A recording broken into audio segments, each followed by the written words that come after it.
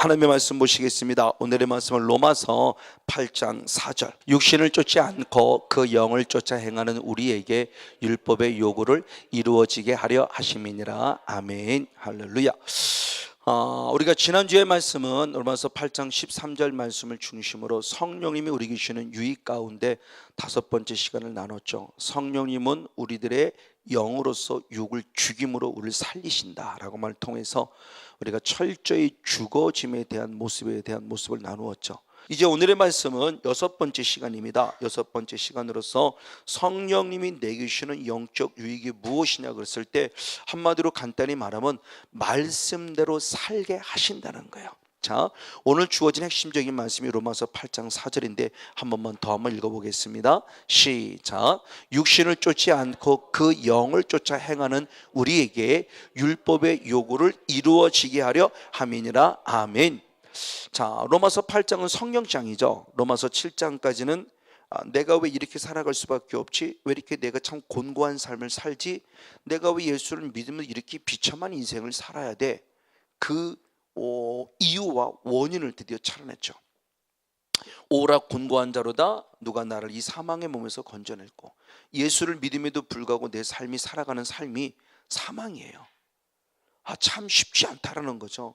분명히 예수 믿으면 구원 얻고 예수 믿으면 잘 된다고 했는데, 복 받는다고 했는데, 막상 예수를 믿고 정말 예수를 잘 믿어봤더니 오히려 내가 생각하는 것만큼 그렇게 환경과 조건들이나 이런 부분들이 터덕터덕 열려져 가면서 뭔가 좋은 일만 있는 건 아니더라는 거죠.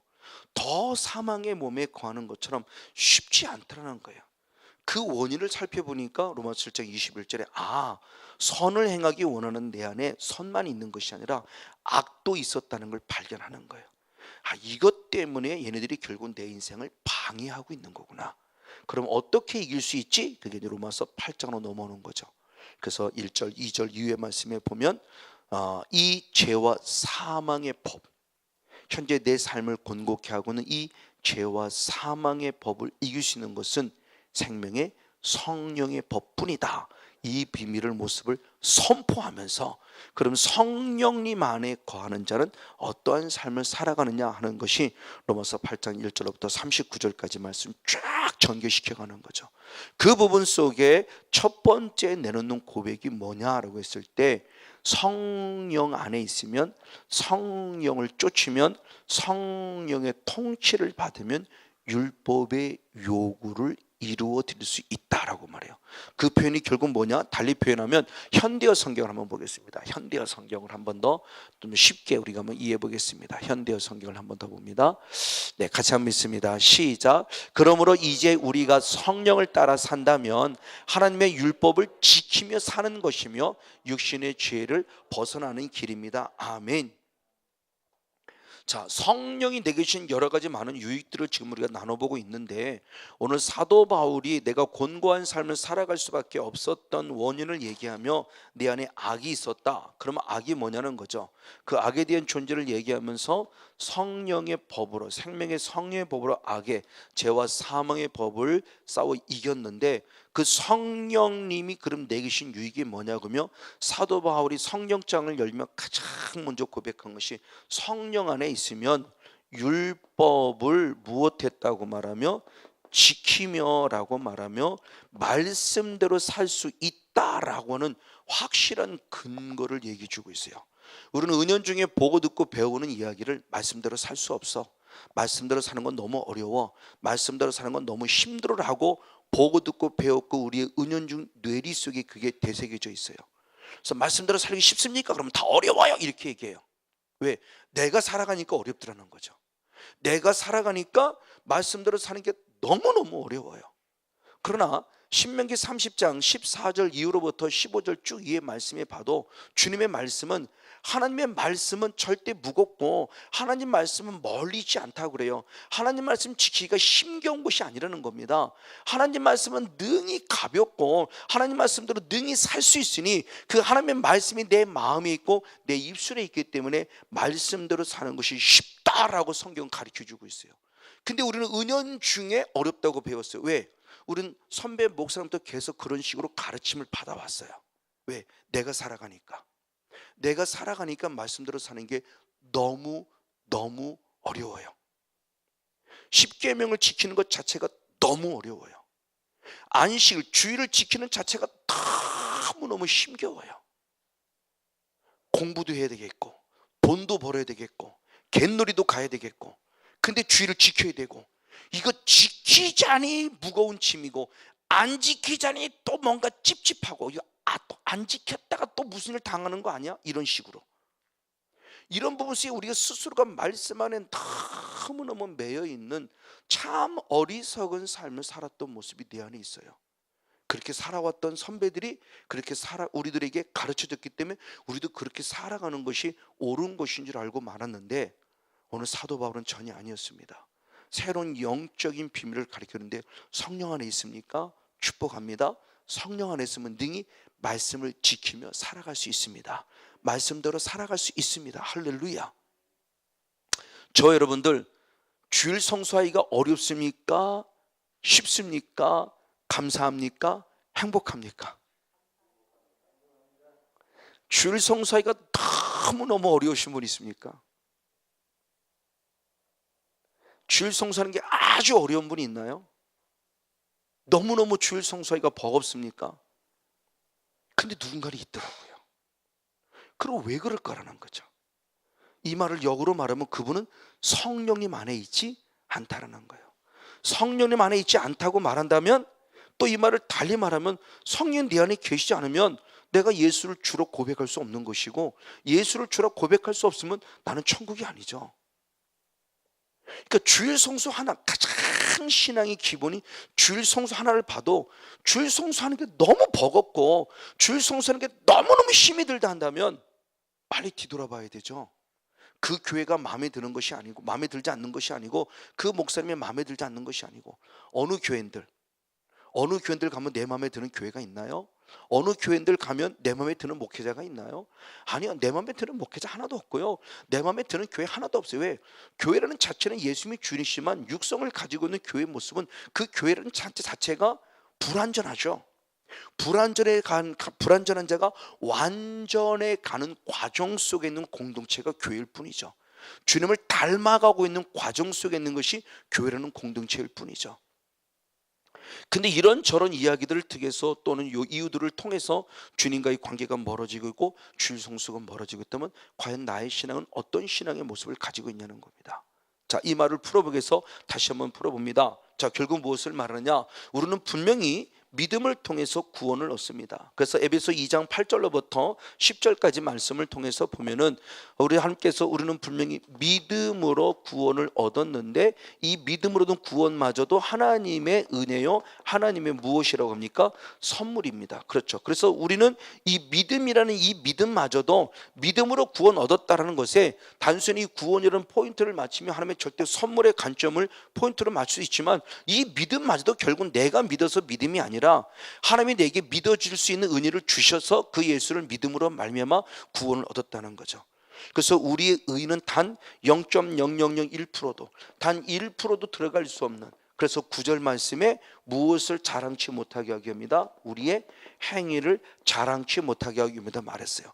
자, 그러면 하나님 말씀이 구원 얻은 자가 행위로 구원 얻지 못했다는 걸 확증시키는 모습으로 끝나냐? 아니다라는 거죠. 그 다음에 말씀에 10절 말씀에는 분명히 이렇게 말씀했습니다. 자, 에베소 2장 8절로부터 한번 10절까지 말씀 한번 연읽어 보겠습니다. 시작. 너희가 그 은혜를 인하여 믿음으로 말미암아 구원을 얻었나니 아멘. 이는 너희에게서 난 것이 아니요 하나님의 선물이라. 행위에서 난 것이 아니니 이는 누구든지 자랑치 못하게 함이라. 아멘.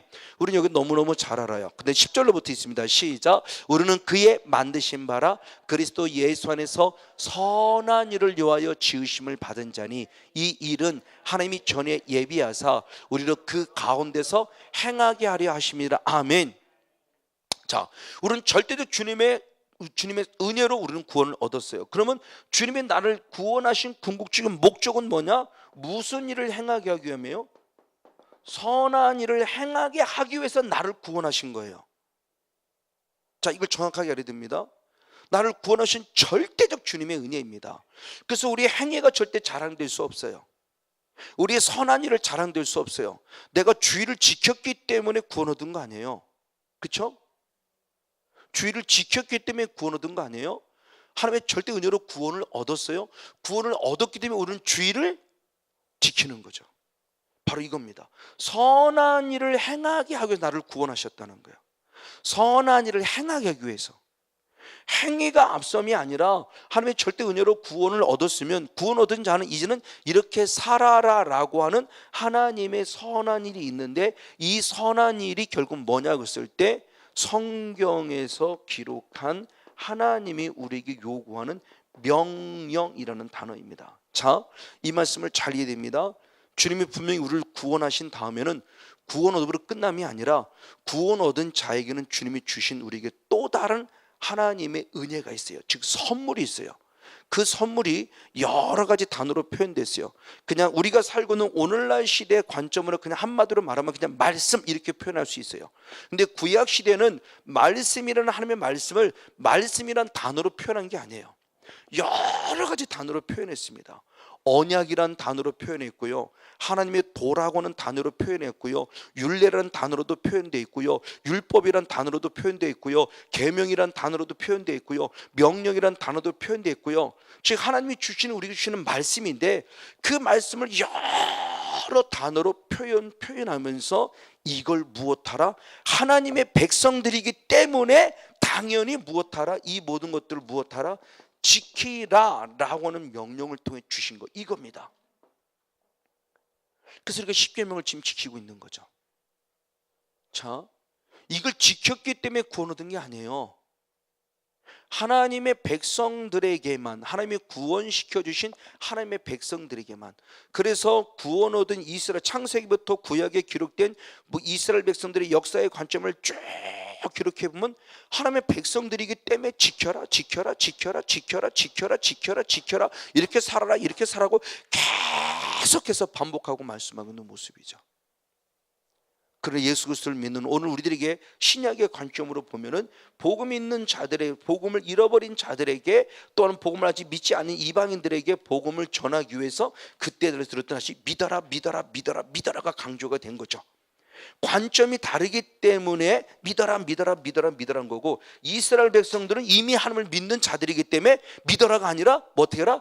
지켜라, 지켜라, 지켜라, 지켜라, 지켜라고는 명령, 계명, 율례, 율법, 하나님의 도, 이걸 그들에게 주신 거예요.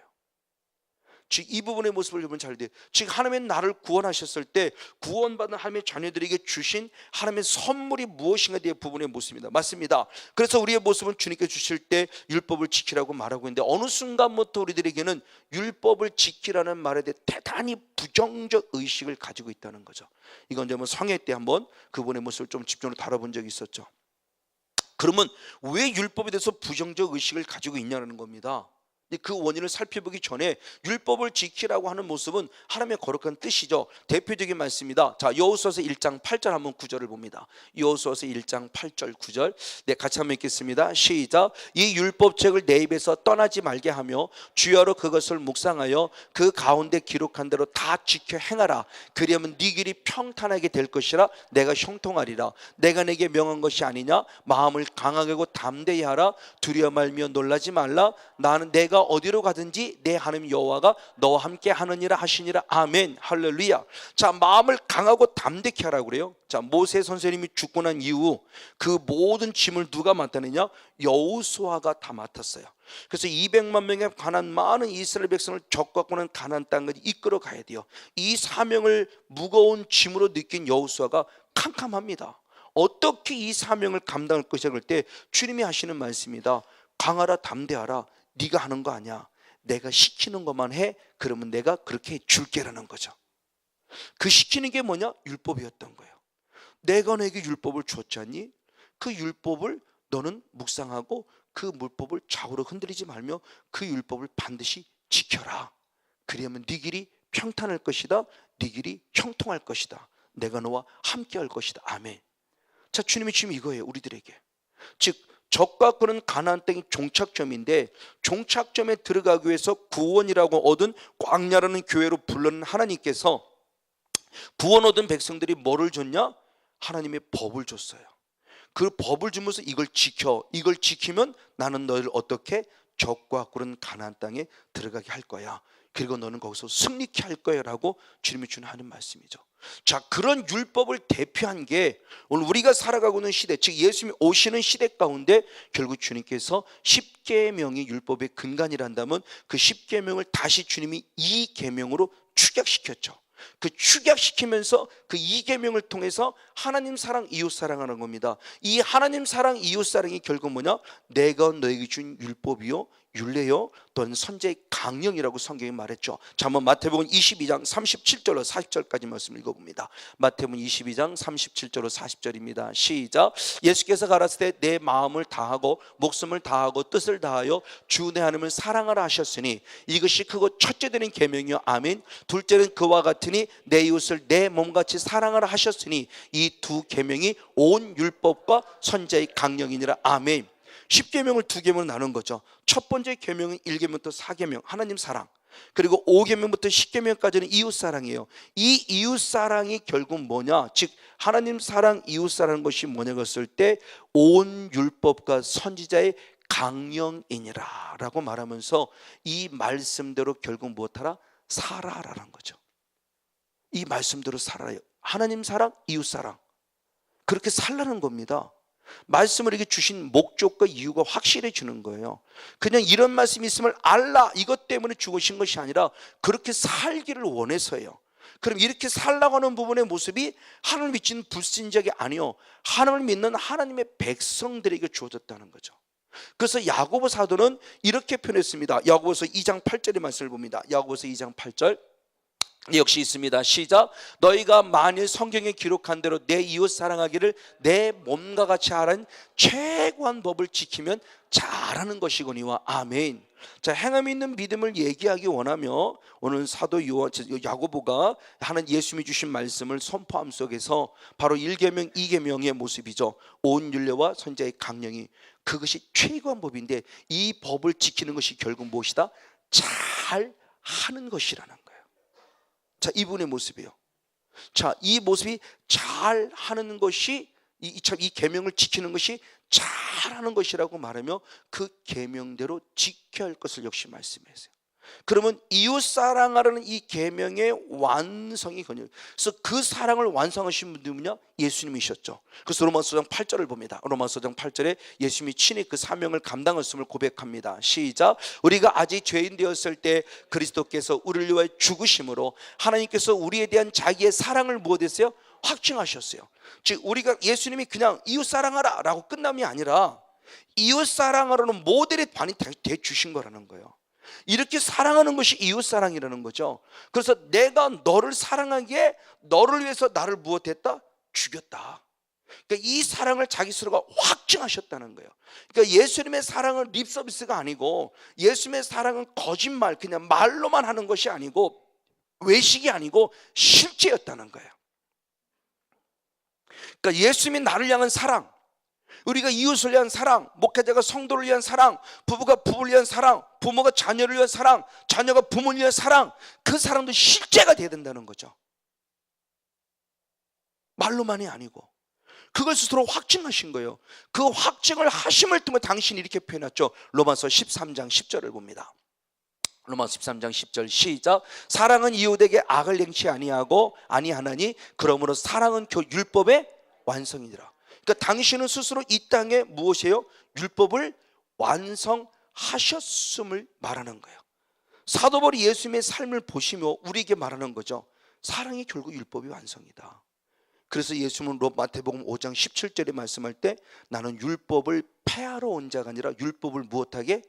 완성하러 왔다고 그러죠. 자, 마태복음 5장 17절을 봅니다. 마태복음 5장 17절 역시 한번 같이 읽습니다. 시작. 내가 율법이나 선지자라 폐하러 온 줄로 생각지 말라. 폐하러 온 것이 아니요 완전케 하려 함이니라. 할렐루야 아멘. 그래서 로마서 3장 31절의 말씀에도 예수님의 죽으심이 율법을 굳게 세우셨다라고 축복하죠. 너무너무 귀한 말씀이에요. 자, 다시 말합니다. 성령님이 내게 오신 것은 뭐냐? 율법의 요구를 이루게 하십니다. 성령님이 우리 안에 오신 것은 능력 나타내는 것도 중요하지만 하나님이 원하시는 말씀대로 살게 하기 원합니다. 그럼 불신자가 아니죠. 성령을 받았다는 것은 예수 그리스도를 나의 구원자로 믿는 우리들에게 성령이 지금 역사하면서 성목사 내가 내게 말했잖아, 그거 지켜, 그거 순종해, 그거 행해, 이거예요. 주님이 주시는 음성의 모습이에요. 그런데 왜 우리가 이런 부정적 의식을 갖게 됐냐는 거죠. 그런 부정적 의식을 갖게 된 요인이 있어요. 왜 있느냐? 우리 믿음의 조상들이 잘못 살아온 거예요. 하나님 말씀을 오해한 거예요. 하나님 말씀을 잘못 적용한 거예요. 그래서 마태복음 22장 29절의 말씀에도 주님 말씀할 때 너희가 하나님도 성경도 오해함으로 하나님과 성경을 잘 알지 못하는구나. 네가 하나님과 성경을 잘 알지 못함으로 하나님과 성경을 오해하고 있구나라는 거예요. 우리가 이러한 삶을 살아가고 있어요. 이것이 아주 위험천만한 모습입니다. 다시 한번 말합니다. 율법의 근간은 십계명이에요. 그리고 총 모든 학자들이 연구할 때 613개의 계명이 이 구약 성경 율법 안에 기록되어 있다고 그래요. 그런데 이스라엘 백성들의 의식 속에서 갖는 의식 속에 어떤 의식을 가지고 있냐? 하나님은 우리들에게 613가지의 기록된 성문법, 기록된 겁니다. 기록된 613가지의 계명을 주셨을 뿐만 아니라 더 하나님을 잘 섬기도록 계명에 기록되지 않았으나 모세를 통해서 흐르고 있는 구전, 모세를 통해서 또다시 말하고 있는 또 다른 하나님을 잘 사랑하고 섬기라고 하신 계명이 있을 것이다. 이게 이스라엘 백성의 유대인들의 의식이에요. 그래? 그럼 그것이 무엇이지라고 연구해 본 겁니다. 그것이 바벨론 포로 이후 BC 300년부터 AD 800년까지 수없는 성경을 연구하는 수없는 사람들에서 연구되어져 나온 것이 장로의 유전이고, 그것을 우리가 잘 알듯이 탈무드가 바로 그렇게 해서 만들어진 거예요. 이게 장로의 유전입니다. 자, 이 말씀을 잘 이해해야 됩니다. 지금 율법을 얘기했어요. 그때가 지금 장로의 유전을 얘기합니다. 더 주님을 잘 섬기자는 의도 안에 만들어진 거예요. 그러나 과연 이것이 하나님이 원하시는 옳은 것이냐? 아니요. 성경은 그것이 옳다라고 말하고 있지 않다라는 거예요. 그냥 일반적인 육적인 관점으로 보면 장로의 유전 탈무드는 너무너무 좋은 책이에요. 하나님을 더 잘 섬기라고 만들어진 것이기 때문에 그것이 아주 중요한 유대인들에게 중요한 이 신앙을 나아가는 속에 아주 중요한 지침서가 될 수 있다는 겁니다. 그러나 영적인 깊은 세계에 들어가면 이건 하나님께 대한 도전입니다. 자, 이걸 잘 이해를 해야 됩니다. 자, 하나님이 주시는 613가지의 기록된 계명 이외에 또 다른 계명이 있다고 그래요. 지금 오늘날도 마찬가지죠. 하나님이 우리 주신 66권의 이 성경 외에 또 다른 성경이 있다고 그래요. 이게 외경이고 이게 위경이죠. 66권 이외에 또 다른 성경이 있다고 그래요. 그리고 오늘 우리가 우를 범하기 아주 쉬운 부분입니다. 하나님이 나에게 특별히 계시를 주었어. 하나님이 내게 특별히 뭔가 계시를 주었어. 맞아요. 계시, 특별 계시입니다. 그러나 그건 자기에게만이죠. 나에게만이지 모든 사람이 공통적으로 객관적인 모습 속에 하나님이 주신 이 모든 말씀의 66권에는 절대 포함될 수 없어요. 그런데 장래의 유전은 이걸 뛰어넘은 겁니다.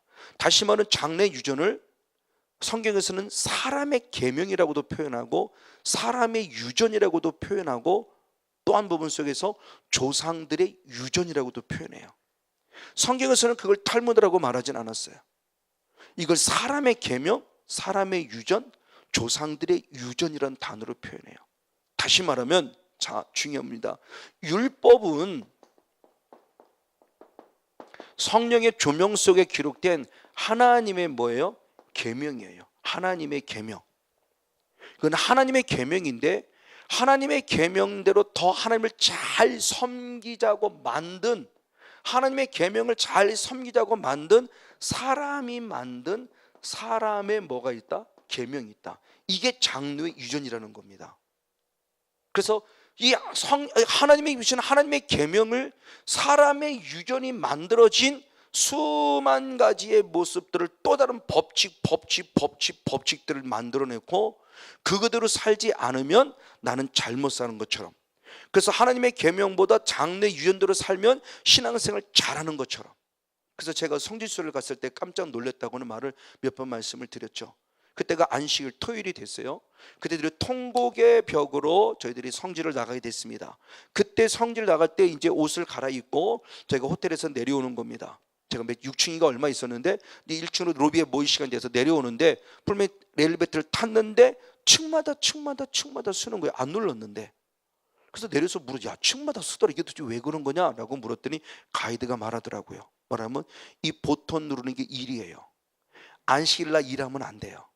그래서 버튼을 자기네가 우리 보고 일하는 죄를 범하지 않게 하기 위해서 자기네 알아서 다 눌러준 거예요.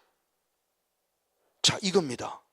안식일을 거룩히지키라 그랬을 때 안식일을 거룩히지키는 모습이 일하지 말라 그랬기 때문에 이 버튼 누르는 게 일이니까 이거 누르지 말라고 하기 위해서 자기네가 만들어 놓은 법칙이에요. 이게 사람의 계명이에요. 1km 이상 건너가면 이건 일한 거예요. 그러니까 1km 이상을 걷지 못하게 만들어요. 이건 사람이 만들어 놓은 법이에요. 자, 하나님을 잘 섬기는 것 같지만 하나님이 기뻐하는, 그러니까 하나님이 원하시는 의도, 즉 우리가 율법을 자꾸 행위로만 보는 게 아니요, 율법은 행위에 앞서서 그 일을 행하기 위한 마음과 중심을 먼저 원했던 거예요. 그래서 네가 마음을 다하고 목숨을 다하고 힘을 다하라고 먼저 말씀한 거예요.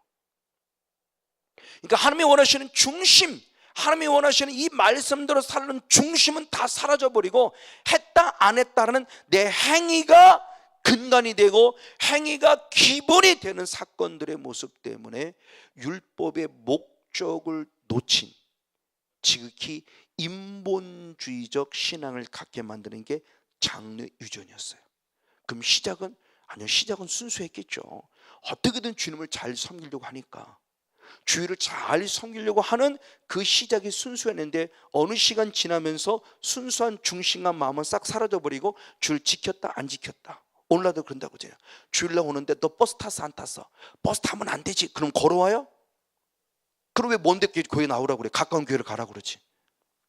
우리 스스로가 얼마나 어불성설적인, 얼마나 우리가 정말 앞뒤가 맞지 않는 신앙생활. 그러면 버스 돌리지 말고 버스 타지 말라고 그러고 차 타지 말라고 그러고 가까운 지역교회 나오라면 되잖아요. 왜 교회는 꼭 내가 목사하는, 내가 목회하는 교회를 나오라고 하면서. 그 정말 우리가 아이러니한 그런 신앙생활하는 것처럼 그런 모습을 가지고 그 지켰다 안 지켰다가 핵심이 되는 모습을 통해서 이 장로의 계명에 대해서 장래 유전에서 주님이 책망하시죠. 그 말씀이 마가복음 7장에 기록됐죠. 마가복음 7장 7절부터 9절까지 말씀을 연이어 읽어봅니다. 같이 한번 읽겠습니다. 시작. 사람의 계명으로 교훈을 삼아 가르치니 나를 헛되이 경배하는다 하였느니라. 너희가 하나님의 계명은 버리고 사람의 유전을 지키느니라. 또 가라사대 너희가 너희 유전을 지키려고 하나님의 계명을 잘 저버린도다. 아멘. 자, 하나님의 계명이 앞서야 되는데 어느 순간 하나님의 계명이 무엇보다 사람의 계명보다 뒤처졌어요. 그 사람의 계명이 더 중요했어요. 이 사람의 계명을 지키기 위해서 하나님의 계명을 무엇했다는 거예요? 버렸다. 그러니까 사람의 계명이 앞서 있는 거예요. 사람의 계명을 통해서 신앙생활하는 겁니다. 오늘날 쉽게 말하면 목사 눈에 어떻게 잘 보일까? 하나님을 두려워하는 신앙을 가져야 되는데 어떻게 하면 목사 눈에 잘 보이고 성도들 눈에 잘 보여서 나중에 장로라는 직분도 한번 받아볼까? 왜? 그거 선거해야 되니까. 그런 선거를 통해 이루어지니까 사람에게 잘 보이는 거죠. 막상 딱 장로님이 되는데 그때부터 이제 갑질하는 거죠. 그동안 너를 섬겼던 거, 잘 보이려고 장로 되려고 섬겼던 거, 권사님 되려고 섬겼던 거, 아부하듯이 당신이 최고 이러놓고 막상 장로가 딱 되니까 야, 뭔 집사 이거 해? 그러고 어느 완전 태도가 바뀌어 버렸어요. 이걸 하나님을 경외하는 거냐? 아닙니다. 하나님을 경외하는 게 아니에요. 입으로만, 마음은 주님을 경외하는 게 아니에요. 이 신앙을 지금 우리가 가지고 있음에 대한 부분을 지금 주님께서 책망하는 것이죠. 너희가 어찌하여 하나님의 계명을 잘도 버리고 사람의 계명을 이렇게 잘 섬기느냐 말하며 주님 지금도 우리에게 똑같이 책망하고 우리에게 주님께서 지금 아픔의 모습으로 전해주는 회개의 촉구를 하고 있는 거죠. 그럼 받습니다. 바로 이런 부분들 때문입니다. 그래서 이런 자의 모습을 통해서 결국 살아가는 이 계명을 가지고 살아가는 자가 누구냐? 대표적인 말씀이 대제사장을 중심으로 한 서기관들의 모습이요, 바리새인들 같은 모습이 대표적이죠. 그럼 이렇게 살아가는 이들이 결국 어디냐 그랬을 때, 어딜 가냐 그랬을 때 마태복음 23장 13절로 15절까지 말씀을 봅니다. 마태복음 23장 13절로 15절 역시 한번 같이 있습니다. 시작. 화 있을진저 외식하는 서기관과 바리새인들이여, 너희는 천국문을 사람들 앞에서 닫고 너희도 들어가지 않고 들어가려 하는 자도 들어가지 못하게 하는도다. 화 있을진저 외식하는 서기관과 바리새인들이여, 너희는 교인 하나를 얻기 위하여 바다와 육지를 두루 다니다가 생기면 너희보다 배나 더 지옥 자식이 되게 하는도다. 아멘. 사람의 계명을 섬기는 이들을 향해서 주님 뭐라고 말하냐? 무가 있을 것이다, 화 있을 것이다. 왜? 그들은 무엇하는 자요? 외식하는 자예요. 그러면서 외식하는 이들을 향해서 말합니다. 분명히 하나님이 있는 사람이에요. 그렇죠? 하나님 믿어요.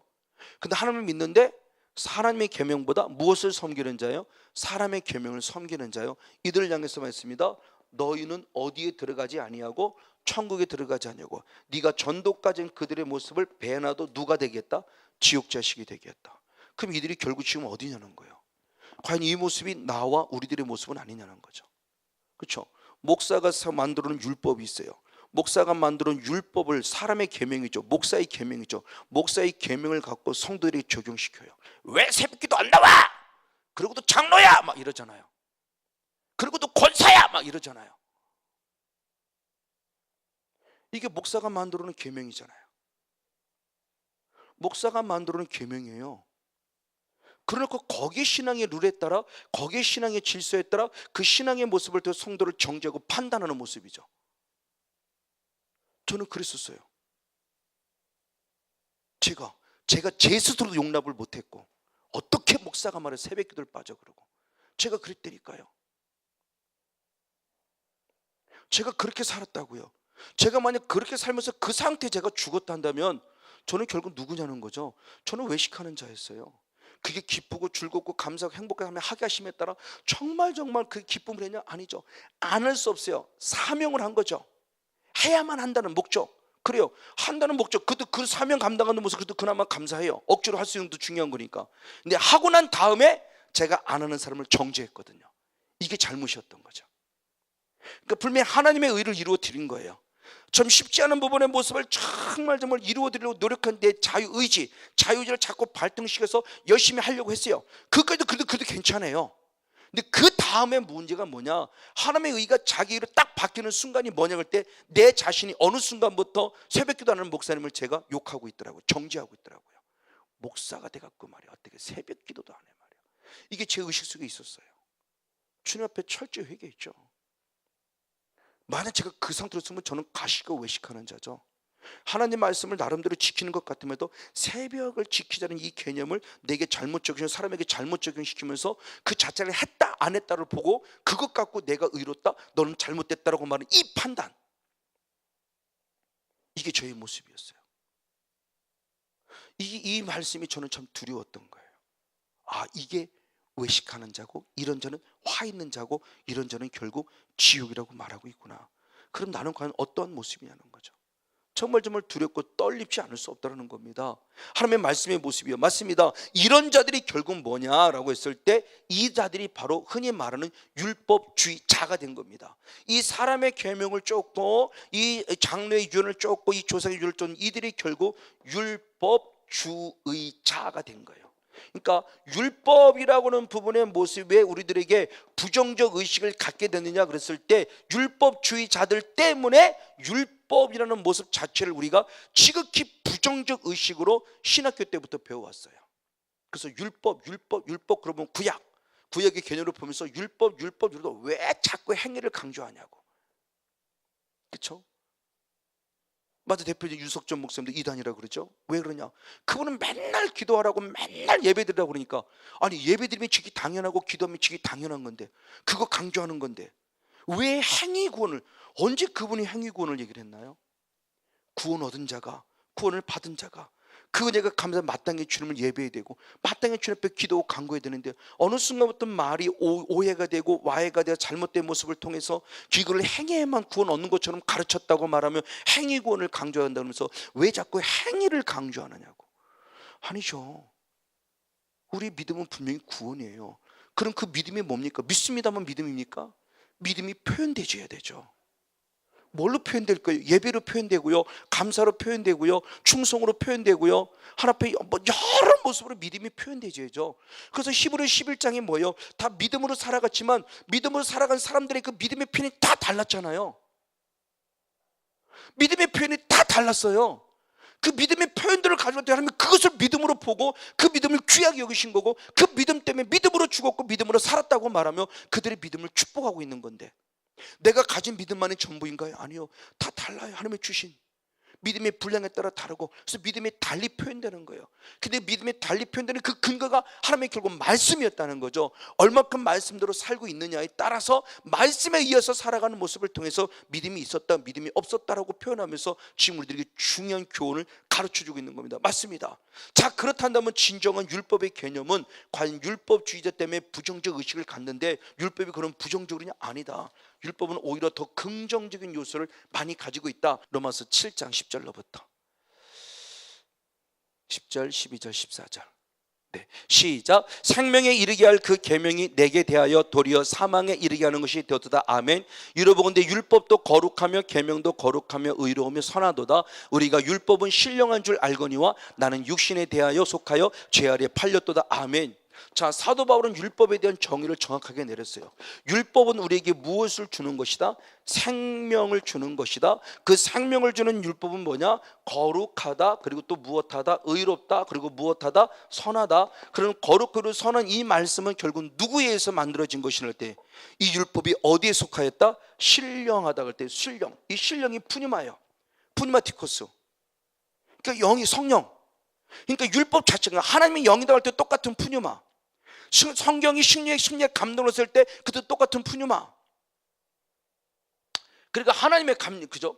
그 율법이라는 이 개념이 있을 때 조금 전에 말한 디모데후서 3장 16절의 말씀 잘합니다. 성경은 하나님의 무엇으로? 감동으로 된 것으로. 그럴 때 여기서 말씀하는 성경은 우리 의식 속에 이 신약의 개념이 강하지만 이때 당시 사도 바울이 말할 때 그 디모데서를 쓰면 말씀하고는 그 성경은 현재 우리가 사용하고 있는 이 성경이 아니라 어느 때 성경이냐? 구약시대 성경을 말하는 거예요. 그럼 구약시대 율법 자체가 무엇으로 기록된 거? 하나님의 감동, 성령으로 기록된 거룩한 거라는 겁니다. 근데 왜 거룩한 하나님의 말씀이 어느 순간 가장 보잘것없고 우리를 죄덩어리를 만들어버리는 것처럼 왜 잘못된 타락한 말씀처럼 왜 선포가 되고 있냐고요. 이게 오히려 그게 죄가 아닐까요? 저는 그게 너무너무 마음 아픈 거예요. 왜 율법이 이렇게 표현되어 있지? 율법이 하나님의 말씀이고 그 하나님의 말씀이 성령의 감동이고 그 율법은 내게 생명 주게 한 것이고 그 율법은 생명주를 거룩하고 의롭고 선한 것이고 신령해서 즉 성령의 감동으로 기록된 하나님의 말씀인데 왜 하나님 말씀이 어느 순간부터 이렇게 잘못된 의식을 갖도록 가르쳤는가? 그냥 율법주의자에 의해서 만들어진 이 부분에서 그냥 적용시켰는데, 그럼 그 율법주의자가 누구냐를 본다 한다면 율법주의자는 하나님의 계명을 지키는 자가 아니라 결국 무엇?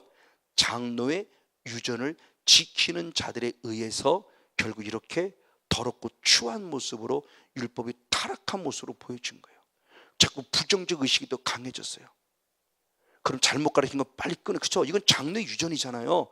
예수님도 책망한 겁니다. 사람의 유전이잖아요. 사람의 계명 빨리 끊어내야죠. 그리고 하나님의 계명 안에 들어오라는 거죠. 다시 말하면 결국 이 율법의 모습은 결국 뭐냐고 했을 때 이 율법은 누구에게 준 것이냐? 이스라엘 백성들에게 준 것이다. 즉 이방인에게 준 것이 아니에요. 하나님을 믿는 하나님의 백성들에게만 준 거예요. 이 말씀을 달리 또 적용시키면, 오늘 우리에게 적용시키면 이 하나님의 말씀은 결국 하나님을 믿는 하나님의 자녀들에게만 준 것입니다. 이 성경을 갖고 들어가서 불신자에 가가지고 당신 안식일 지켜야 돼 그러면 딱이 맞죠? 미친놈이 다 있나? 주일날 바빠 죽겠는데, 일요일날 바빠 죽겠는데 말이야 뭘 교회를 가 예배를 한다고 그래? 미쳤나 이게? 딱이 맞죠? 그들에게는 적용되는 말씀이 아니에요. 하나님의 말씀, 즉 하나님의 백성들에게만 적용하도록 하나님의 주신 법입니다. 즉 대한민국 사람은 대한민국의 법이 있어요. 미국 사람은 미국의 법이 있어요. 한국 사람은 한국 사람의 법이 있어요. 하나님의 나라가 이루어지는 하나님의 사람은 하나님 나라의 법이 있어요. 사단의 사람은 사단 나라의 법이 있어요. 그 법이 있다는 겁니다. 그래서 하나님은 그 법대로 살아가기 위한 아주 중요한 영적 원리를 알려주고 있는 거죠. 저는 그것을 아브라함을 통해 살펴보는 겁니다. 우리가 잘 아는 대로 하나님의 사람이 아브라함을 했을 때 아브라함을 불러내죠. 창세기 12장 1절로 3절까지 말씀을 통했대. 그래서 너는 갈대아 우르죠. 너의 본토 친척 아비 집을 무엇하라? 떠나라요. 그래서 나는 너를 통해서 불러내서 너를 통해서 이스라엘을 구원할 것이고 이스라엘 민족을 통해서 열방 땅끝, 그래서 열방을 구원하는 계획을 갖고 주님 하나님 아브라함을 부르셨어요. 자, 이 부분의 모습입니다. 그러면 하나님이 아브라함을 부르셨을 때 그 믿음이 좋아서 불렀습니까? 아니라는 거죠. 저는 이것을 보면 이게 절대적 주권, 다시 말해서 너는 처음부터 구원받기로 예정되어 있었고 너는 처음부터 구원받지 않기로 예정되는 그런 개념이 아니라는 겁니다. 하나님은 우리는 알지 못해요. 어쨌든 하나님의 절대적 주권 속에서 하나님께서 아브라함을 지금 무엇하셨습니까? 부르셨어요. 부르셨다는 겁니다. 그래서 저는 이 말씀을 디모데전서 2장 4절의 말씀을 통해서 보면 하나님은 이 땅에 모든 사람이 무엇 얻기를 원하고 있다? 구원 얻기를 원하시는 주님의 절대적 예정을 저는 믿는 거예요. 극단적 예정이 아니라 성목사 너는 처음부터 구원받기로 예정되어 있고 성목사 또 다른 너의 성목사 너는 구원받지 않기로 예정돼서 이런 개념이 아니라, 그래서 저도 누구보다 성경을 사랑했기 때문에 이 은혜 있기 전에 고신축 목사님이 나름대로 성경을 잘 가르친다는 고신축 목사님이에요. 그래서 그분하고 말씀을 좀 이렇게 잠깐 배웠던 시간이 있었어요.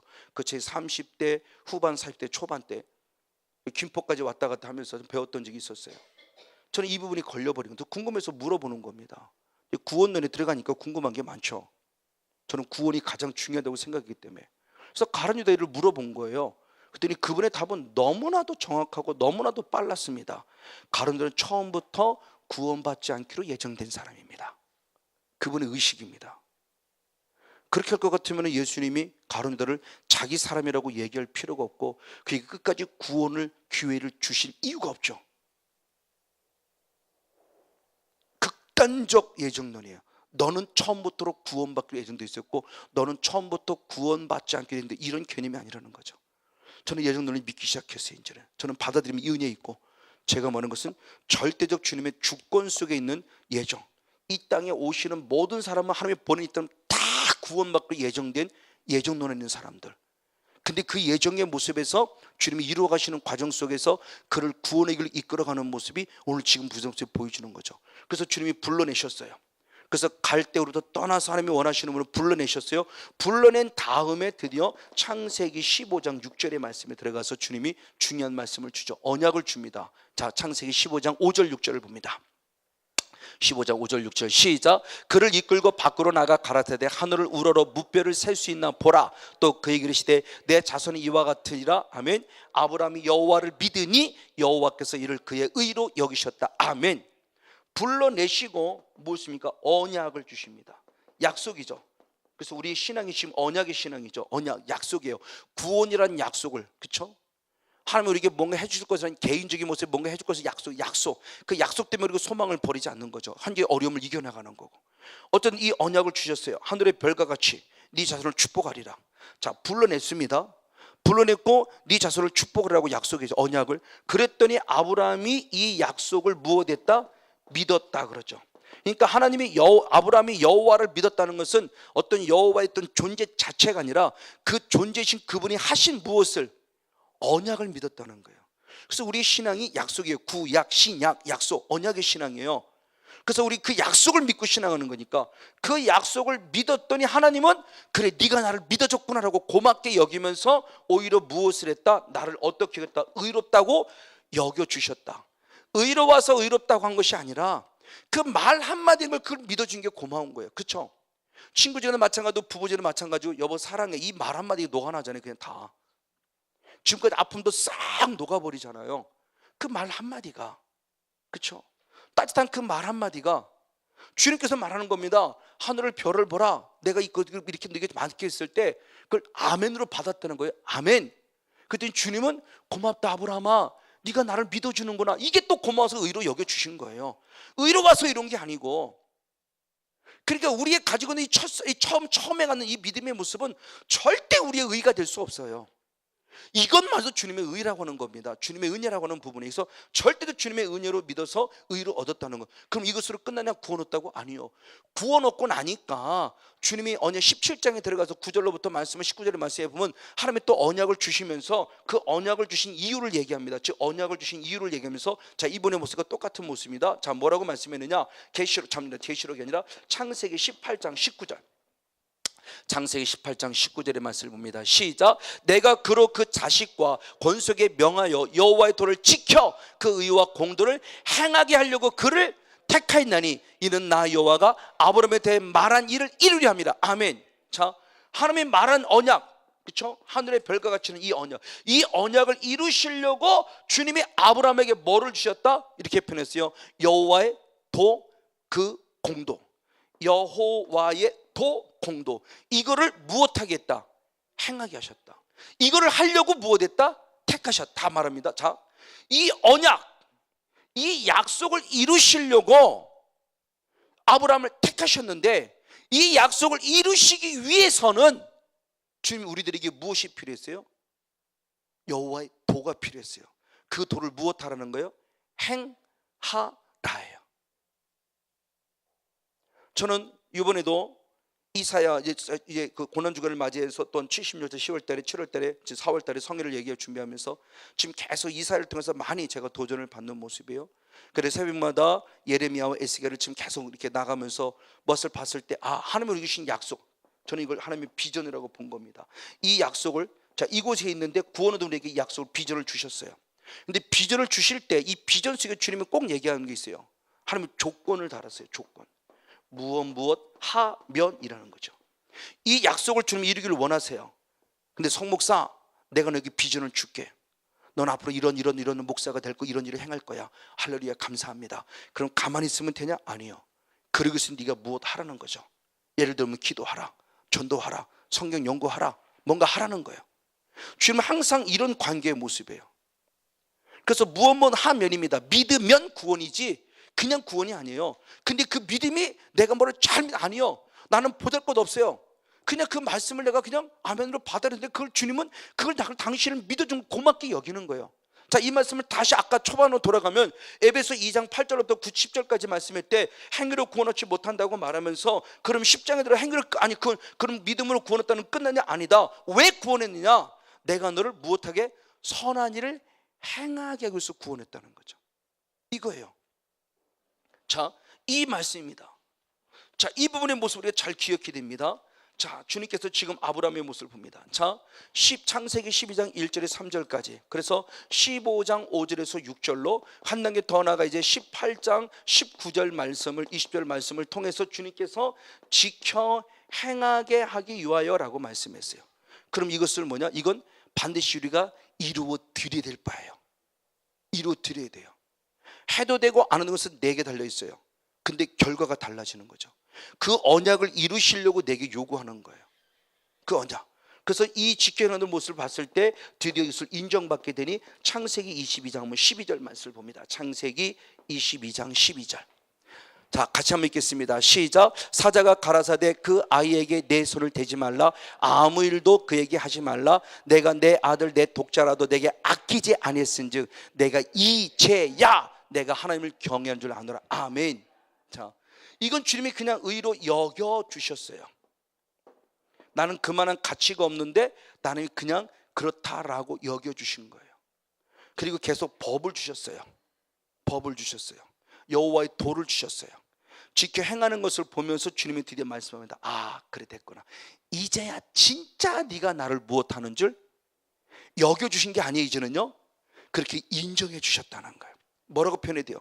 이제 네가 진짜 하구나라고 지금 확증시켜 준 거예요. 송 목사 고맙구나. 내가 너를 구원하길 참 잘했구나. 하나님을 기쁘게 드린 거예요. 즉 우리 믿음이 성장하고 성숙하기를 원하는 겁니다. 주님 이곳에까지 와야 돼요. 이제야라는 모습입니다. 그래서 야고보서 1장 12절의 말씀에도 네가 옳다 인정함을 받은 후에야 그랬어요. 옳다 인정함을 받은 후에야, 즉 그 믿음입니다. 즉 여기에 머무는 믿음이 아니고 여기에 머무는 믿음도 아니고 여기에 머무는 믿음이 아니라 이 믿음이 계속해서 그랬대. 그래 아브라함아 네 믿음이 진짜구나. 이 믿음을 드디어 야고보 사도가 인정한 거죠. 그게 바로 야고보서 2장 21절로부터 26절까지 말씀 쭉 이어지죠. 자, 한번 야고보서 2장 21절로부터 봅니다. 다음 같이 보겠습니다. 시작. 우리 조상 아브라함이 그 아들 이삭을 제단에 드릴 때 행함으로 의롭다함을 받은 것이 아니냐. 아멘. 자, 의롭다 믿음으로 여겨주신 것을 행함으로 그 믿음을 보여드렸다는 거예요. 그때 내가 보거니와 믿음이 그의 행함과 함께 일하고, 아멘. 행함으로 믿음이 온전케 되었다. 할렐루야. 믿음이 결국 무엇과 함께 일했어요? 행함을 통해서 믿음을 보여드렸다는 거예요. 그때 네 믿음이 주님 볼 때 내 믿음이 무엇하다? 야 성목사 네 믿음이 온전하구나, 이겁니다. 옳다 인정을 받는 그 과정을 설명하는 겁니다. 그래서 23절에 그렇게 표현했습니다. 이에 성경에 이른바 아브라함이 하나님을 믿으니, 아멘. 이것을 의로 여기셨다는 말씀이 응하였다. 다시 뭐냐? 여호와를 믿음으로 말미암아 의롭다함을 받았다. 창세기 15장 6절의 말씀, 이 말씀을 응해드렸다는 거지. 주님이 나를 그렇게 여겨주신 은혜가 너무 감사해서 나도 아버지께 내 독자 이삭을 드리는 내 신앙의 모습을 보여드림을 통해서 하나님의 말씀이 진림을 스스로 응해드리는, 그래서 제가 그렇게 표현했죠. 하나님만 우리의 기도에 응답할 권리가 있는 것이 아니라 우리도 마땅히 주님의 요구 속에 응답할 권리가 있다는 거예요. 내가 주님 앞에, 나는 주님 앞에 응답해 주지 않으면서 맨날 축복 달라고 그래요. 근데 성경은 아니잖아요. 무엇 하면 신명기 28장은 다 그거잖아요. 무엇 하면, 순종하면이제요. 순종하면 그렇게죠. 들어가다 나도 복이 있는 것이고 머리가 되지 꼬리가 되지 아니하고. 주님 분명히 조건부를 다는데 나는 조건부는 하나도 이루어드리지 않으면서 내가 주님 앞에 뭔가 하려고 해주세요, 내 전에 복되게 해주세요. 그럼 주님은 그러죠. 너는 내게 순종해. 그럼 그거 말고 하나님 해주세요. 그럼 너는 나한테 순종해야지. 주님 복이라는 약속을 주셨어요. 복이라는 언약을 주셨어요. 복이라는 언약을 주셨는데 이 줄 주시기 위해서 조건을 다른 거죠. 이게 여호와의 도요, 계명이요, 율례요, 법도요. 뭐냐? 순종하라라는 계명을 주신 거예요. 순종하라는 명령을 주신 거예요. 언약, 날 복 주겠다는 언약, 이 언약에 감아서 그냥 이루어 주신대라고는 그냥 운명론 찍은 것이 아니라 그것을 주님이 주시기 위해서 여호와의 도, 공도, 계명을 주셨고 이걸 지켜 행하라 그러면 줄게라는 조건부를 달아놓은 거예요. 믿으면 구원이라는, 기도할 때 응답이라고는 요한복음 15장 7절도 마찬가지죠. 무엇이든지 구하라 내가 응답하리라. 이 말씀을 우리가 얼마나 많은 이렇게 적용하면서 선포합니까? 그런데 앞절의 말씀이 분명히 있어요. 내 말이 네 안에 거하면 무엇이든지 구하라 이루리라. 앞에 있는 조건부가 있어요. 내 말이 너 안에 거하면, 하나님의 말씀이 성원용 목사 안에 거하면 그 거함을 내가 이루어 드렸더니 무엇을 구하든지 응답이 이루어지더라는 거죠. 내 안에 말씀이 없는데 하나님 해주세요 그러면 네 안에 내 말씀이 있어야지. 성목사 네 안에 내 말씀이 있어야지. 그거 말고요 좀 응답해 주세요. 그럼 주님의 약속이 불이익되는데, 주님의 말씀이 진리를 한다면 나는 반드시 이루어져서 나도 이루어 드렸더니 주님이 이루어 주시에 말씀이 진리라고 확증이 되죠. 나는 하나도 안 했는데 주님이 해주셨으면 그때는 그 말씀이 뻥이죠. 거짓말이죠. 그럼 따지죠. 하나님 성목사한테는 안 하고도 주셨다며 왜 나한테는 안 주세요? 따지면 하나님 할 말 없죠. 자, 하나님의 거룩한 의도의 모습을 잘 파악해 보자는 거예요. 자, 이런 말씀 속에 주님께서 지금 이루어 가심의 모습이 지금 말씀 안에 기록되어 있습니다. 맞습니다. 바로 이 모습을 알고 있는 이 모습이 바랬을 때 바로 주님께서 우리 주시는 은혜의 모습이 똑같은 거죠. 이걸 누가 봤냐? 사도 바울이 보면서 이 말씀을 정리했어요. 이 기독교의 아주 중요한 근간이 되는 말씀이죠. 로마서 8장 29절 30절을 봅니다. 로마서 8장 29절 30절. 이 아브라함의 모습을 보면서 중요한 말씀했습니다. 자, 먼저 30절 말씀도 읽어보겠습니다. 시작. 또 미리 정하신 그들을 또한 부르시고 부르신 그들을 또한 의롭다 하시고 의롭다 하신 그들을 또한 영화롭게 하셨다. 아멘. 자, 사도 바울의 모습이 우리를 향한 구원이라는 하나님의 계획을 정확하게 우리에게 비춰주고, 저 로마서 8장 20절 30절 말씀이 우리 신약의 아주 중요한 근본이 되죠. 주님 무엇 하셨어요? 정하셨어요. 정하시고 무엇 하셨어요? 부르셨어요. 부르셔서 무엇 하셨어요? 의롭다 하셨어요. 의롭다 하시다 우리를 무엇 하셨어요? 영화롭게 하셨어요. 그렇죠? 자, 가장 기본이 4단계. 조금 더 깊이 들어가면 7단계로 보죠. 지금 특별히 장로교에서는 더더욱 이 사이에 많은 것들 집어넣죠. 자, 3가지가 더 저는 총 7단계로 봐요. 장로교에서는 교리상. 근데 보통 보는 4가지로 보는 거죠. 지금 자, 아브라함을 이미 정하셨어요. 그래서 창세기 12장에 무엇 하셨어요? 부르셨어요. 창세기 15장에서 무엇 하셨어요? 의롭다 여겨주셨어요. 그리고 무엇에 영화, 이건 천국이죠. 영화롭게 하신 거예요. 영화롭게 이 관계에 무엇이 있어요? 성화라는 단계가 있죠. 그래서 우리가 이루어 드려야 될 단계죠. 이것이 결국 무엇이냐? 지금의 말씀과 적용시키면 의롭다로 끝나면 의롭다는 다음에 하나님의 약속, 하나님의 말씀, 하나님의 율법, 여호와의 도, 계명을 지키면서 이 계명대로 무엇하라? 지켜 살아라 라고 하는 것을 주셨다는 거예요. 자, 이걸 지금 보는 겁니다. 다시 말하면 이것이 지금 우리들의 신앙의 여정이에요. 신앙의 구원의 단계의 모습을 정확하게 비춰주고 있습니다. 저는 그 말씀의 모습을 다시 한 번 더 광야 속에서 보면서 이렇게 살펴봅니다. 예레미야 사도행전 7장 38절, 즉 구원 얻은 하나님의 백성 주신 하나님의 선물이 있었습니다. 같이 한번 읽습니다. 시작. 시내 산에서 말하던 그 천사와 및 우리 조상들과 함께 광야 교회에 있었고 아멘. 또 생명의 도를 받아 우리에게 주던 자가 이 사람이라 아멘. 자, 하나님께서 이스라엘 백성들 애굽에서 구원해냈어요. 그래서 출애굽시켰습니다. 자, 애굽에서 엑소더스, 그것을 탈출시켰어요. 어디로? 하나님께서 광야로. 자, 애굽이라는 곳은 우리의 죄의 세상의 나라죠. 이 세상으로부터 어디로 우리를 구원했느냐? 광야로 불러서 구원했어요. 즉 애굽에 있었으나 주님이 정하셨어요.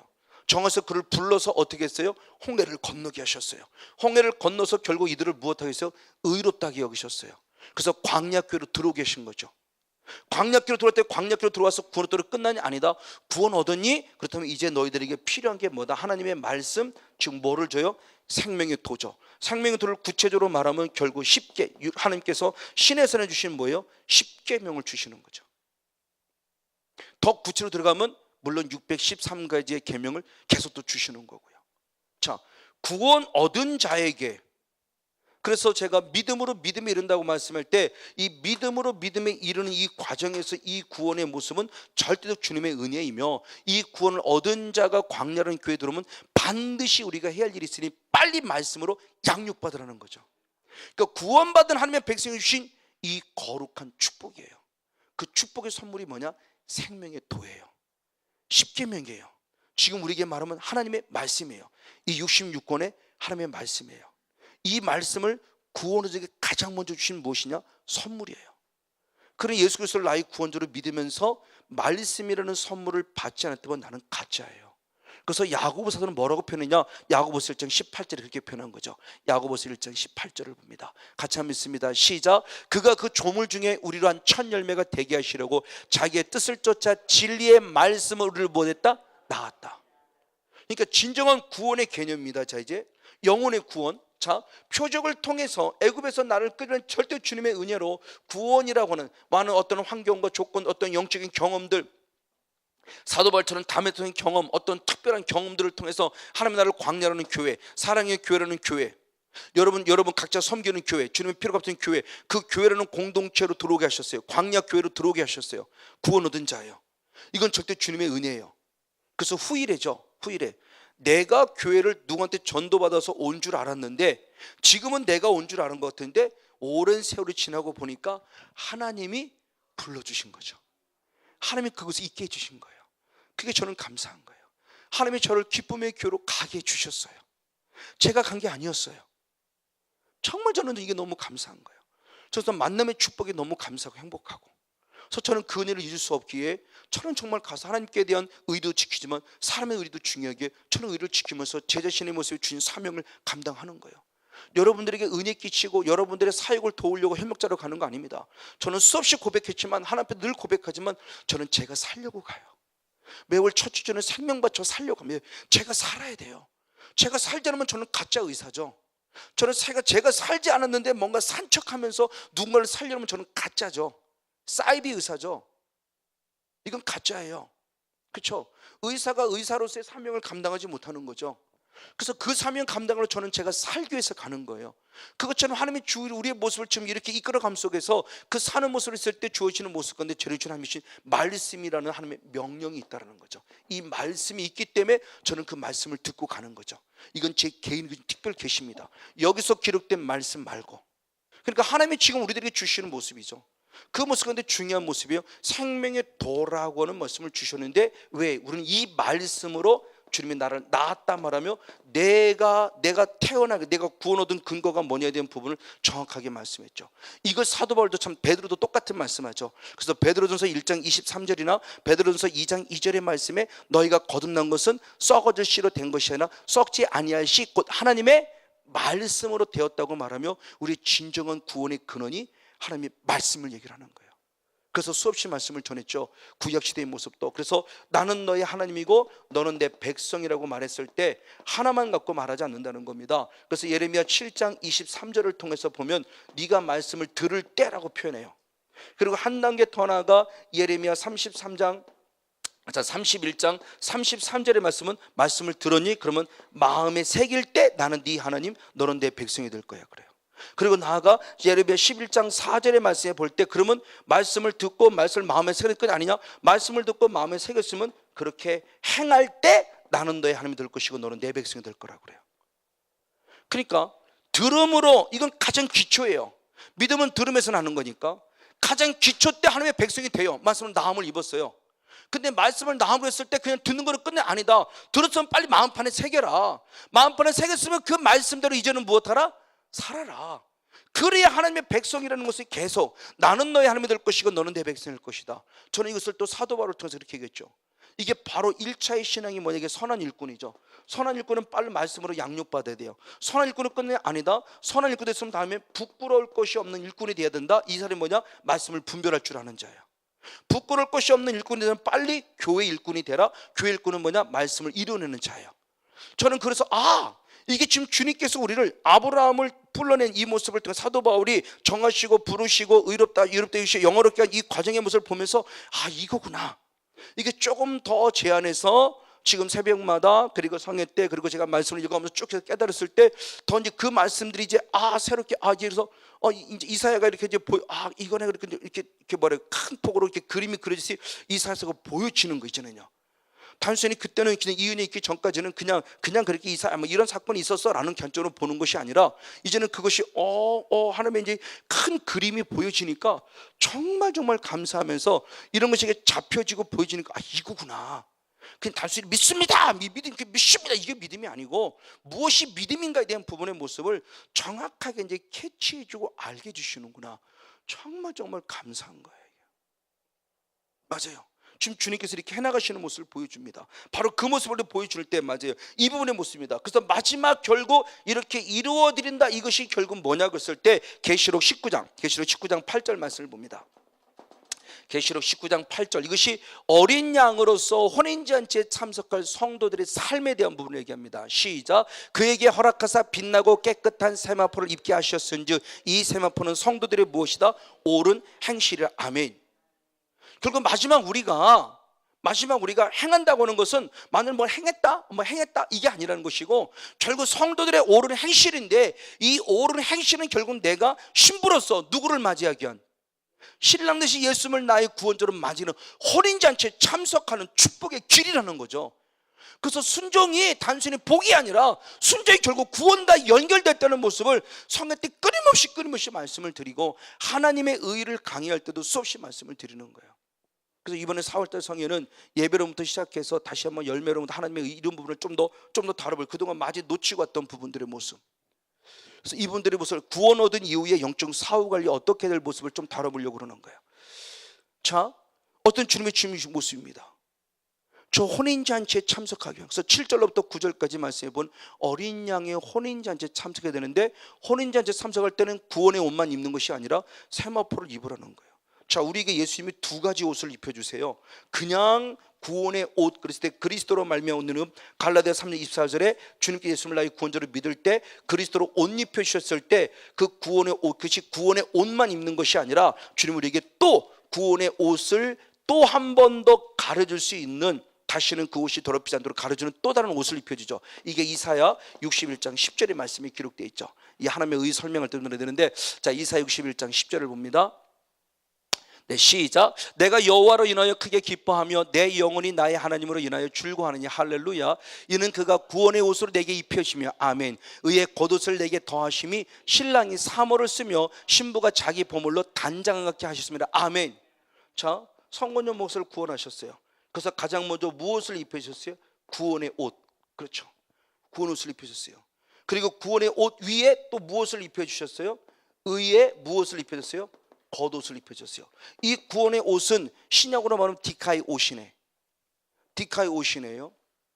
근데 구원의 옷으로만 끝나냐? 아니다. 구원의 옷, 입은 옷, 구원의 옷을 주님이 지키시고 그것을 잘 부어서 다시는 더럽히지 않게 한 의의 겉옷, 디카의 오마라는 의의 겉옷을 입혀줬다. 이 디카의 오마라는 이것이 뭐냐? 이게 세마포다. 이 세마포가 뭐냐? 성도들의 옳은 무엇이에요? 행실이다 그랬어요. 그럼 이 옳은 행실이 뭐냐 그렇습니다. 원어를 보면 그렇습니다. 자, 우리의 말은 옳은 행실이에요. 근데 원어를 통해서 보면 옳은 의예요. 의. 옳은 의. 자, 세번역 성경을 한번 보겠습니다. 계시록 19장 8절. 계시록 19장 8절을 세번역 성경으로 봅니다. 네, 같이 한번 읽겠습니다. 시작. 신부에게 빛나고 깨끗한 모시옷을 입게 하였다. 이 모시옷은 성도들의 의로운 행위다. 이게 디카이 오마라는 원어입니다.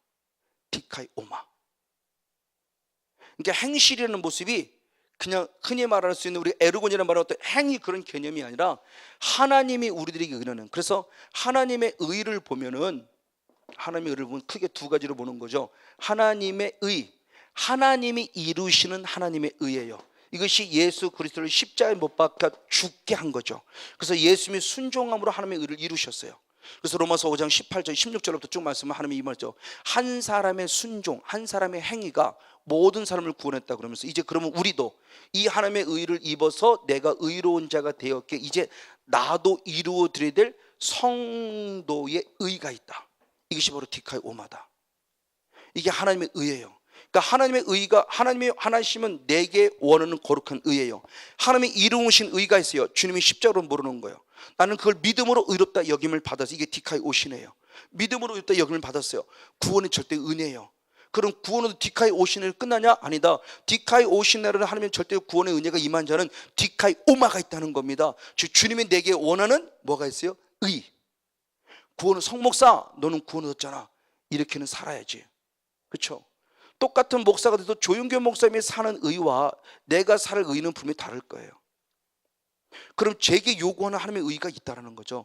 그게 주님이 내게 주시는 말씀이 명령이요. 성목사 이렇게 해야지. 그렇죠?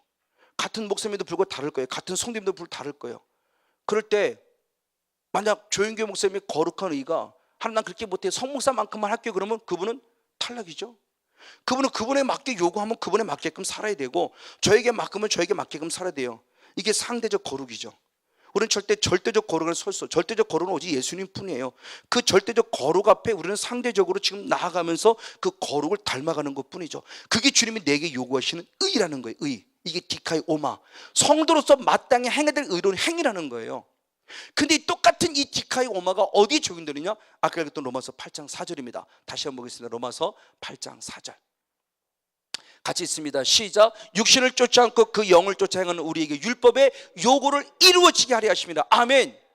율법의 요구를 그럴 때 그 요구가 뭐냐? 디카이 오마예요. 즉 율법이 원하는 의를 요구하는 거예요. 그걸 이루어내라는 겁니다. 이게 구원을 우리에게 지금 요구하는 거예요. 그래서 간단히 말하면 10계명이고 더 짧게 말하면 예수님이 주신 우리 2계명, 율법과 강령인 2계명, 하나님 사랑, 이웃 사랑, 이걸 행하라는 거죠. 예수님도 율법을 완성하지 우리도 그 율법을 완성하라는 겁니다. 이것대로 살아라는 겁니다. 이게 주님이 우리에게 주는 거예요. 행위 구원이 아니에요. 구원받은 자에게 주신 하나님의 법대로 살라는 거예요. 법을 사는 게, 그래서 의와 죄에 대한 부분을 얘기를 했죠. 성경 때 많이 강조하죠. 의와 죄라는 것이 배지장 차이예요. 자, 성경은 분명히 죄 짓지 말라 그랬어요. 죄 짓지 말라는 것은 말로 다리 바꿔 말하면 결국 어떻게 살라는 거예요? 의롭게 살라는 거예요. 의롭게 살라는 말이 있습니다. 의롭게 살라는 말을 다시 역으로 말하면 결국 뭐 짓지 말라는 거예요? 죄짓. 그러니까 배지장 차이예요. 어떻게 의롭게 살아? 어떻게 죄 짓지 않고 살아? 이건 자기 합리화예요. 성령이 그렇게 하라고 했잖아요. 성령께서는 율법의 욕을 이루게 하신다고 그러잖아요. 그렇게 하시겠다고 하는데 왜 우리는 율법대로 못 사냐고 그러냐고요. 왜 말씀대로 못 사냐고 그러냐고요. 그건 하나님이 성령의 통치가 아니라 사탄의 통치하니까 너는 그렇게 못 살아, 목사라고 뭐 어떻게 그렇게 사니? 그럼 자꾸 나를 합리화시키니까 기도 싫은 죄를 범하는 순간부터 내가 서서히 무너져 가는 거죠. 근데 나는 무너져 간다고 생각하지 않아요. 왜? 능력이 나타나니까. 나는 무너져 간다고 생각지 능력이 나타나니까. 나는 무너져 간다고 생각하지 않습니다. 아니요, 나는 이미 무너져 가고 있어요. 나중에는 그것이 성령이 행하는 것이 아니라 결국 사단이 행할 수 있는 거죠. 영으로 치도 육으로 맞춰가는 거죠. 이것의 비밀의 모습을, 이 사옥을 영적 관리를 못하고 그냥 지금 당장 나타나기 때문에 내가 뭐 대단한 것이 큰 착각입니다. 성령이 소멸되어지죠. 다윗은 그럴 때문에 성령을 거두지 마시라고 기도하는 거죠. 우리가 사울왕 잘 압니다. 사울왕 잘 알아요. 성령에서 왕이 됐습니다.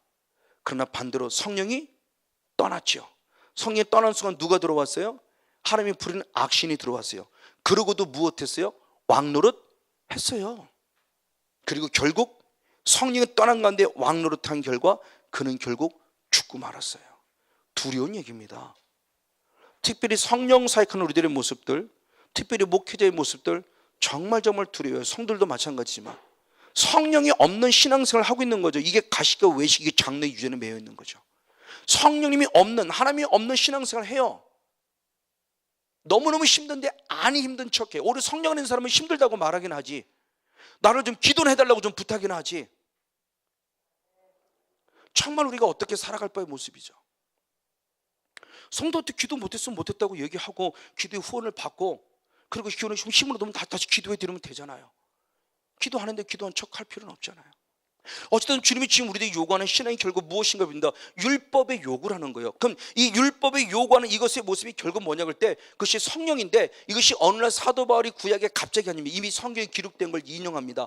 에스겔 36장 26절 27절을 봅니다. 에스겔 36장 26절 27절 사도 바울이 그 말씀을 인용하는 겁니다. 같이 한번 읽겠습니다. 시작. 또 새 영을 너희 속에 두고 새 마음을 너희에게 주되 아멘. 너희 육신에서 굳은 마음을 제하고 부드러운 마음을 줄 것이며 또 내 신을 너희 속에 두어 너희로 내 율례를 행하게 하리니 할렐루야. 너희가 내 귀를 지켜 행할지라 아멘. 즉 성령을 내게 부어준 이유, 자 구약시대 사람에게도 내가 성령을 너에게 부어줄 것이다. 성령이 너에게 부어지면 너희 굳은 마음이 제하여 부드러운 마음이 될 것이고 부드러운 마음 새 마음을 가질 것이고 새 마음을 가진 사람은 반드시 율례를 지켜 행할지라 그랬어요. 주님의 명령입니다. 지켜 행할지라 그랬어요. 자 구약시대에도 성령을 주면서 근데 사도 바울이 뒤늦게 깨달은 거죠. 아 이거였구나. 그래서 그 성령이 내게 임하셔서 그 죄와 사망을 싸워 이게 첫걸음이 결국 뭐냐고 했을 때 율례의 요구, 율법의 요구, 이게 하나님의 의였구나. 그러니까 이 성경이 왜 율법의 요구라고 해석이 됐을까? 이걸 좀 더 직역하면 아까 세 번역처럼 좀 직역되면 얼마나 좋을까? 좀 성경을 좀 개혁하고 개정할 것 같으면 이런 거를 좀 개혁하고 개정했으면 좋겠어요. 율법의 요구라고 말하니까 뭔가 부정적 의식을 가지고 있고요. 그러니까 그런 말씀은 눈에 안 보입니다. 왜? 율법에 대한 부정식 가지고 있으면 슉 지나가 버립니다. 근데 어느 날 저도 그랬으니까요. 근데 어느 날 제가 이 은혜를 받고 로마서 8장에 있는데 보니까 아니잖아. 율법의 요구를 이룰 수 있다고 했네. 근데 나는 왜 율법의 요구를 이룰 수 없다고 생각했지? 왜? 나는 교리를 그렇게 배워왔어요. 목사님들 이렇게 배워 들었어요. 그러니까 목사님 제 자신도 율법대로 살 수 없다고 생각하고 있었어요. 근데 성령은 사도 바울 때 그 성령이 임하시면 가장 먼저 말씀대로 살게 하신다. 할렐루야. 이게 의를 행하게 하시는 것이다. 아멘. 이 말을 달리 말하면 너는 죄짓지 않을 수 있어. 이걸 지금 가르쳐주고 있는데 우리는 지금 못한다고 했어요. 어떻게 죄짓지 않고 살 수 있냐고요. 그렇죠? 한꺼번에 죄짓지 않고 살 수 없지만 주님은 자꾸 잘하게 하시는 거죠. 이게 성화죠. 오늘까지 10번 졌으면 회개함으로 내일은 9번 줄이고 내일 9번에서 또 회개하고 또 8번 줄이고 자꾸 거룩한 성령이 내게 거하시는 것만큼 죄와 싸워 이겨가야 되는 거죠. 지금 그걸 지금 사도 바울이 지금 우리들에게 요구하고 있는 겁니다. 맞습니다. 그러면 내가 하느냐? 아닙니다. 사도 바울은 분명히 말했습니다. 빌립보서 2장 12절 13절을 같이 볼게요. 그러므로 나의 사랑하는 자들아 너희가 나 있을 때뿐 아니라 더욱 지금 나 없을 때 항상 복종하여 두렵고 떨림으로 구원을 무엇하라? 이루라예요. 이루라. 구원을 이루라고 하는 그 원어는 지금 생각이 안 나는데 영어로 말하면 make, 만들어. 쉽게 말하면 구원을 만들라는 거예요. 이게 대단히 또 중요한 의미를 줍니다. 구원을 얻은 자에게 계속 구원을 만들어 가라는 거죠. 무엇함으로? 항상 무엇함으로? 복종함으로, 두렵고 떨림. 그럼 이루라. 그럼 내가 하느냐? 아니요. 자, 이게 중요한 거라고 그랬죠. 주님은 항상 명령하셨어요. 명령하셨는데 명령하신 것을 그런데 내가 해줄게 이거예요. 성목사 잘하라 그랬어요. 너는 구원에도록 잘해야 돼. 잘하라 명령하셨어요. 근데 주님은 또 말씀합니다. 잘하게 하시는 분 누구다? 하나님이다. 이게 성경의 원리인 걸 보는 거예요. 이제는요. 명령이 명령으로가 아닙니다. 그럼 어떻게 잘하게 해주시느냐? 하나님이 지금 그겁니다. 구원을 이루라 그랬어요. 내가 이미 너에게 구원을 주셨지만 구원을 더 만들어가라는 것을 결국 구원을 지키라는 의미죠. 그럼 어떻게 할 때 바로 13장입니다. 그게 바로 13절의 말씀하는 거죠. 시작. 내 안에서 행하시는 누구다? 하나님이시다. 그런데 자기의 무엇을 기쁘신 뜻을 어떻게 위하여 우리로 무엇을 두고 손을 두고 행하게 하신다. 아멘. 자, 이루라 그랬어요. 이거를 누가 행하신다? 하나님이 행하신다. 하나님이 행하시는데 내가 성권전 목사를 로봇처럼 행하게 하는 것이라 내게 무엇을 주신다? 하나님께서 그랬죠. 자기의 기쁘신 뜻, 하나님의 말씀이죠. 그 기쁘신 뜻을 내게 무엇으로 주세요? 소원, 결국 감동 주는 거죠. 성령의 감동을 주심으로 그 일을 무엇하게 해서 행하게 하심으로 말미암아 구원을 이루게 하신다. 아멘. 그럼 나는 뭐예요? 성령의 감동에 따라 결국 무엇하면 돼요? 순종만 하면 되는 거예요. 내가 구원을 뭐 이루겠다는 내 의욕을 갖는 것이 아니라 그냥 주님이 하게 하시니까 나는 했어요. 그랬더니 주님이 너무 기뻐하는 거죠. 성목사 고마워. 네 신앙이 한 단계 성장했어. 네 신앙이 한 단계 더 성장했어. 한 걸음만 더 가까이 나아갈래? 한 걸음만 조금만 더. 성목사 지금보다 한 걸음만 더. 우리 신앙을 자꾸 업그레이드 시켜주세요. 어떻게? 성령께서 감동을 통해서 행하게 하시는 하나님입니다. 그러니까 결국 말씀대로 살지 않았다는 것은 결국 뭐냐? 성령의 감동을 내가 무시했다는 거죠. 내가 행한 줄 알았어요. 그리고 내가 뭔가 행한 줄 알았어요. 내가 먼저 행한 줄 아니요. 분명히 성령께서 7시간을 기도케 하셨어요. 하나님의 의는 하게 하심에 감사합니다. 내 의는 내가 7시간 기도했어. 똑같이 성령께서 하게 하셨는데 열매를 봤을 때 내 자신의 모습에서 내가 드러나면 내 의예요. 근데 하나님이 하게 하시면서 하나님이 하게 하심에 감사할 뿐이면서 자기를 쑥 뒤로 빠지면 이건 하나님의 영광이죠. 똑같이 일을 행하고도 전혀 차원이 다른 거죠. 왜? 성령께서 하게 하신 거예요. 나는 순종만 했을 뿐이에요. 그랬더니 내게 기쁨이 오는 겁니다. 감사가 넘치는 겁니다. 그걸 행했다니, 나 같은 자가 그걸 할 수 있다니. 그렇죠? 나 같은 자가 그 일을 할 수 있다니. 저는 너무너무 감사한 거예요. 정말 저는 제 성향을 압니다. 저는 여러분 앞에 설 수 있는 성향도 안 되고요. 정말 리더십 없고요. 제가 이렇게 서가지고 이렇게 한다는, 저는 제 스스로 한 번도 꿈을 꿔본 적이 없어요. 항상 제가 제 의식 속에 가지고 있는 의식입니다. 나는 여호수아 같은 자야. 나는 갈렙과 같은 자야. 이 의식이 항상 되게 강해요. 그러니까 나는 누구를 뒤에서 서포트하며 섬기는 자지, 내가 누가 리더가 돼서 앞서간다는 생각은 정말 지금껏 자라면서 한 번도 해본 적이 없어요. 그런데 부족하지만 어느 순간 하나님이 세워놓으셨더라고요. 나는 그러면 내가 하고 싶어 했냐? 저는 정말 하고 싶어 한 적 없어요. 저는 제가 부흥회를 갔다 이렇게 기도해 본 적도 없어요. 근데 오늘 하나님께서 하게 하셨더라고요. 저는 그냥 순종만 했을 뿐이에요. 한 번만 와달라고 해서 정말 나는 부족한데 어쩔 수 없이 주님 앞에 순종하는 마음으로 나는 했을 뿐이에요. 내가 이렇게 돼야 되겠다는 마음 한 번도 없어요. 저는 뭐 잘해볼 한 번도 없어요. 그놈이 하게 하셨고, 하게 했을 때 놀라운 사람의 은혜를 받으면서 목사님 한 번만 더 하면서 여기까지 온 거예요. 이거구나. 그리고 하나님이 행하게 하시는, 나는 그걸 순종했을 뿐이구나. 환경이니까 못합니다. 성도가 없으니까 못합니다. 이것이 아니고 한 명 있어도 하겠습니다. 목사님만 두고도 하겠습니다라는 거죠. 정말 그러니까 하나님의 나라와 하나님의 의를 이루어가는 삶의 모습이 정말 무엇인가 내 모습을 분명히 보여주고 있다고 저는 생각하고, 이렇게 행하게 하시는 거구나. 나는 이루어 드렸더니 나를 구원에 잘하게 하셨고, 순종했더니 지금 나를 기쁘게 보시면서 나를 축복하시는 거구나. 할렐루야. 바로 이 모습입니다. 맞습니다. 이런 법의 모습이에요. 그래서 성령을 받아서 행함이 있는 믿음을 우리가 가질 것을 말씀하는 부분으로서 이것이 결국 뭐냐, 저는 이것이 믿음이고 충성, 신실함에 대한 부분도 많이 말씀을 드렸죠. 대표적인 모습입니다. 갈라디아 3장 9절의 말씀을 봅니다. 갈라디아 3장 9절. 네, 같이 한번 읽겠습니다. 시작. 그러므로 믿음으로 말미암은 자는 무엇이 믿음이 있는 자는 아브라함과 함께 복을 받느니라. 아멘. 자, 저기 때문에 믿음을 말했어요. 자, 아브라함의 믿음, 그 믿음을 가진 자만이 구원의 반열에 선다는 믿음을 말했을 때 저 믿음이 피스토스라는 믿음이에요. 피스토스. 그래서 원어를 항상 얘기했죠.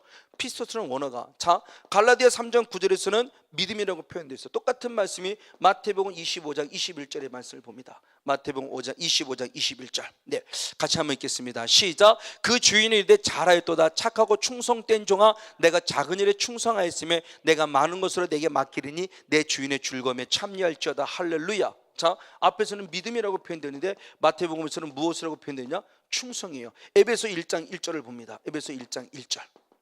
자, 똑같은 피스토스가 어떻게 표현되느냐? 시작. 하나님의 뜻으로 말미암아 그리스도 예수의 사도된 바울은 에베소에 있는 성도들과 그리스도 예수 안에 누구 한 자? 신실한 자, 신실함이에요.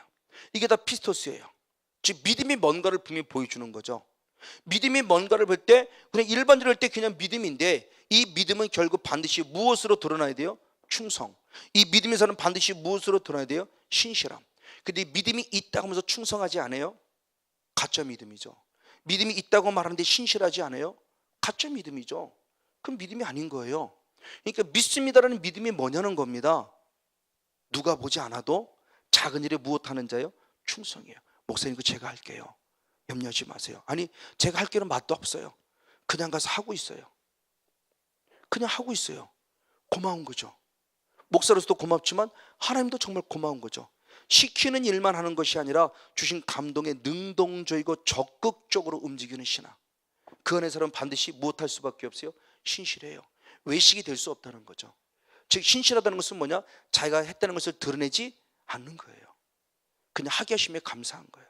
바로 이게 진정한 신앙의 모습입니다.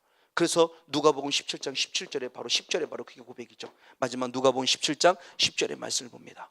같이 한번 읽겠습니다. 시작. 이와 같이 너희도 명령받은 것을 행한 후에 이르기를 우리는 무익한 종이라 우리의 하여야 할 일을 한 것뿐이라. 아멘. 자, 종은 뭐냐? 주인의 명령을 받았어요. 명령을 받아 순종했어요. 순종했을 때 내가 이만큼 했어요 말하지 않는다는 거죠.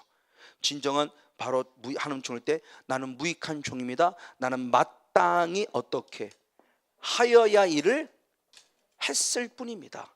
해야 할 일인 거예요. 해야 할 일을 안 하면 그게 바로 불순종이고 죄인 거고, 해야 할 일을 했을 때 그것이 했다고 잘났다는 것이 아니라 마땅히 해야 될 걸 이루는 가장 기본이고 근본이라는 거죠. 이것 때문에 내가 들으라고 나타날 이유가 없다라는 거예요. 그럼 이걸 행하시는 분이냐? 이게 성령님이라는 겁니다. 오늘 저우리 성령 받을 이유가 여러 가지가 있죠. 오늘 시간에 6번째 시간을 나눴습니다. 성령님 내게 임해 주셔서 나를 통해서 마땅히 하고자 하는 일을 내게 알려주시옵소서. 이렇게 되면 지성소의 영성이 아니고는 불가능해요. 지성소의 영성이 이르러야 출애굽기 25장 22절의 말씀에 내가 너희의 무엇하냐 마땅히 행할 바를 알려주신다고 그랬어요. 지성소의 영성 안에서 성령을 통해서 우리 해야 할 바의 모습을 놓치지 않고 이루어드림을 통해서 이 땅에서는 당연히 땅의 기름진 목도 누리지만 하늘의 신령한 목도 공급받았고 이 축복의 모습을 후손들에게 물려줄 수 있는 영적인 축복의 주인공 우리 모두가 되어지기를 주님으로 간절히 축복하고 축원을 드립니다. 아멘.